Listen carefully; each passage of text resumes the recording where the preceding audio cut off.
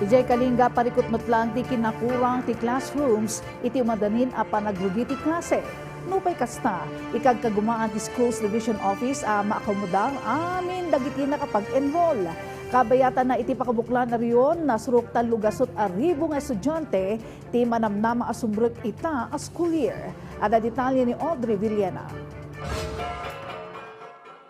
Nasurok 390,000 estudyante ti manamnam mga agsubli iti pagadalan ita a school year 2026-2027 iti entero a Cordillera, iti agpada a pribado ken para publiko a pagadalan.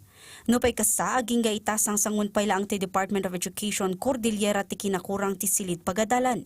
Sa J. Kalinga, inaklon ti Schools Division ti Kalinga nga adu ti kasapulan a mapabaro a pagadalan. Iti agdama 5 a classroom ti maipaspasdag iti probinsya.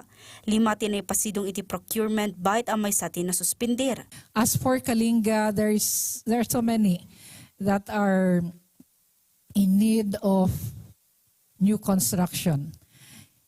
Yesterday, I asked to give me the latest list, 22, but there are more because the PSDSS are giving us more pictures of school buildings that need replacement. Imbiglay mo ti SDO Tabuk City ana ilista ti 157 na classroom shortage iti syudad.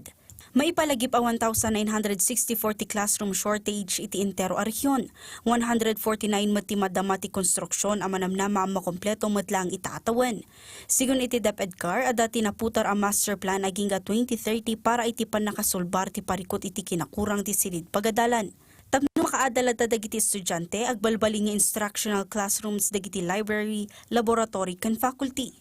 With the situation na marami pang shortage of classrooms, so when we say shortage of classrooms, we consider the standard classrooms or the instructional.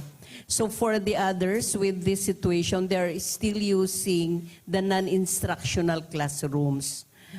Yes, so priority, for example, wala yung faculty room, i-give up nila yon for the sake of for the classroom. Makikita mo ti ahensya amay sa nga addang tapno saan niya agbaling nga overcrowded dagiti silid pagadalan ti shifting of classes. Ngam inlawlawag ti regional director a katsapulan pay a maadal nga umno daytoy a plano sakbay a maimplementar. In general, yes, we will allow shifting of classes, one in the morning, one in the afternoon. No? Kung talaga pong kulang, kaya lang pag-aaralan din po nating maigi kung ano ang shifting of classes. Only the affected grade level should go on shifting of classes. Pero ako po, encourage ko lang po, dalawa lang ho. One in the morning and one in the late afternoon. Walang evening classes. No? I do not encourage evening classes. Alam niyo naman po ang sitwasyon natin ngayon. Iti agdama, awan pay ti pagadalan iti Cordillera ti maipasidong iti class shifting. Audrey Villena, para iti Pambansang TV, iti Baro, a Pilipinas.